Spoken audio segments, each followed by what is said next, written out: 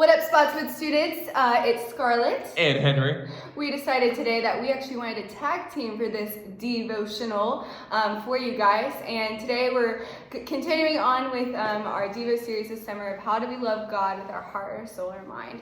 And one way today that we're going to talk about is how do we love God with our heart, and specifically how do we love people that are hard to love, which is Scarlett. It's hard for me to love Scarlett. Oh my gosh. So that's exactly why I brought Henry here, is I'm going to talk about my friendship with him and how people are hard to love. Yeah. Just kidding. JK. And so we have both experienced just like challenging friendships or relationships where it's really, really hard to love the person. And so it's like, okay, Lord, I can love you with my heart, but how do I love someone else that's made in the image of you with my own heart? So there's kind of 3 points that I want to have with this and kind of just walk through about how do we love people. And so I think first that we have to start on is, who are we as people before God? And so John talks about that all have fallen short of the glory of God, that each one of us have sinned before him.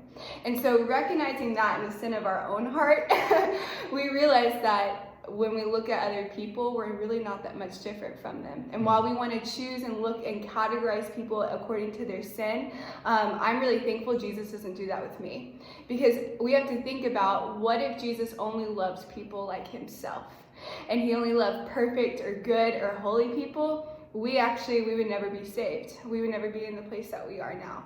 And so recognizing where we are, that we are people, we are sinners, and the people that God has asked us to love is sinners as well. And thinking about God's love for us, how can we put that into action? So what do you think about? Yeah, I think of Philippians 2, right? Philippians 2 says, Philippians 2:3, do nothing out of selfish ambition or conceit, but rather in humility count others as more significant than ourselves, right? So like, if we see that like other people are made in the image of God, even if they have different sin struggles than us, even if their skin's different, or if they act different, right? Like, we still need to love them. We need to count them as more significant than yourselves. That's what humility is, right? Humility is not like turning the dim switch down on our life and deflating our value, but it's saying, hey, like, following Jesus means that it costs us something. It costs valuing ourselves, and in place of that, we value others more, right? Yeah, loving people like that. Yeah. And it's something that God at the end of the day commands us to do. And sometimes it's hard for me personally to wrestle with because it's like, okay, even this verse that we've been talking about all summer, to love God with your heart and soul and mind, and then love your neighbor as yourself. Well, that's a command. And Jesus says it's the greatest commandment to do that. And so sometimes there's moments in life when God asks me to do something that I really don't want to do. But if Jesus is Lord of my life and King over my life, and so knowing that, so when he asks me to do something, am I willing to be obedient to it, even when I don't always agree with it?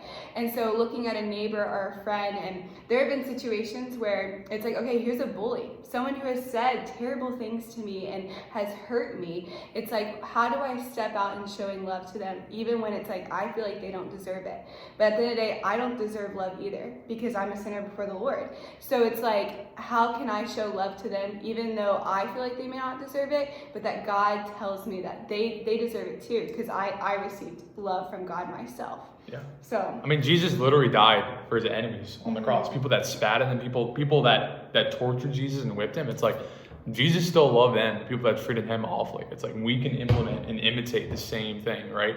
And I even think of like non-believers, right? I think some of the hardest people to love in my life are people that don't know Jesus. I remember a couple years ago, someone was telling me, like, Henry, like, you can't be surprised that non-Christians act like non-Christians. Sometimes I set this expectation that it's like, man, people who don't know Jesus, you need to love like Jesus. You need to pray like Jesus. You need to do things that Jesus would do. And that's because of our sin nature. Like, that's just not their natural instinct. So it's like, man, I want to remind myself that, like, they don't know Jesus. So this is probably one of the reasons why they're acting this way. I want to love them just the way like Jesus loved his enemies. Yeah.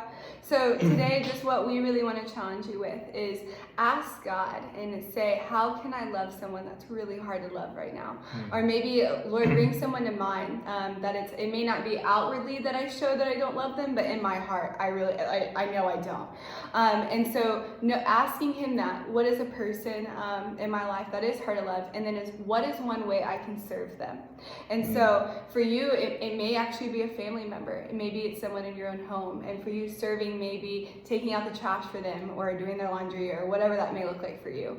Or maybe it's a friend or a frenemy at this moment. And for you, loving them, maybe taking back that tweet that you said or taking or not posting about something on Instagram.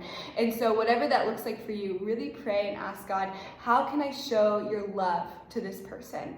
Because what if you were a beacon of light for that person by your love towards them?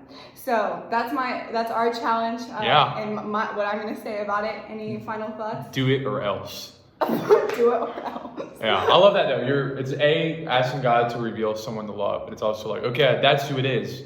Now what can I do? Because it's like, yes, God will reveal that, but as a believer, it's like, hey, it's like an action step and actually take a step in faith and actually do something about it.